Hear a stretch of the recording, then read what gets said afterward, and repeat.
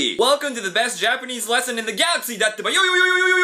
Today's lesson goes out to all the know-it-all people who think they can speak better Japanese than others. People who can't sit still for more than 3 seconds without commenting on every single video or post on the web that is related to the Japanese language. You've seen them before. Hey Joe, what does Tokyo mean? Well, you know, to means east and... Well, actually, to be technical, according to my studies, what Tokyo really means is that it's the hypothetical term for the conjunctional state of the manufactural possession that was being studied in the 1888 samurai fiction called Suck My Bunghole, written by Higashino Morino no Mori Hiroshima.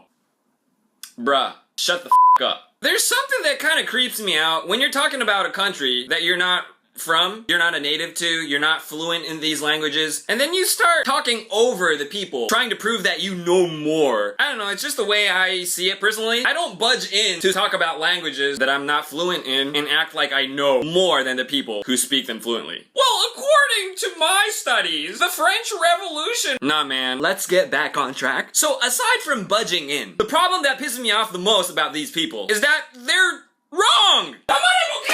A lot of them have to do with pronunciation, which is absolutely critical. Why are you staring at me like... Which is absolutely critical when you're trying to speak Japanese and not make yourself look like a... Okay, we'll take it one by one. It's about a letter. The small ts. Now, by itself, you don't pronounce this word. If you combine it with other words, only then it makes sense. So by itself, it is pronounced... Say it with me, guys. Or not say it with me, guys. Small ts. You know, you got that. A little bit of muscle tension in your abs, you know, it's like... Let's go over an example. Wakatta means I understand. I understood. This is a casual way of saying it. So if we take a look at the hiragana, it's wa, ka, and small ts, and then ta. What this small ts does is that it gives it a little pause. So the proper way to pronounce it is wakatta, wakatta, wakatta.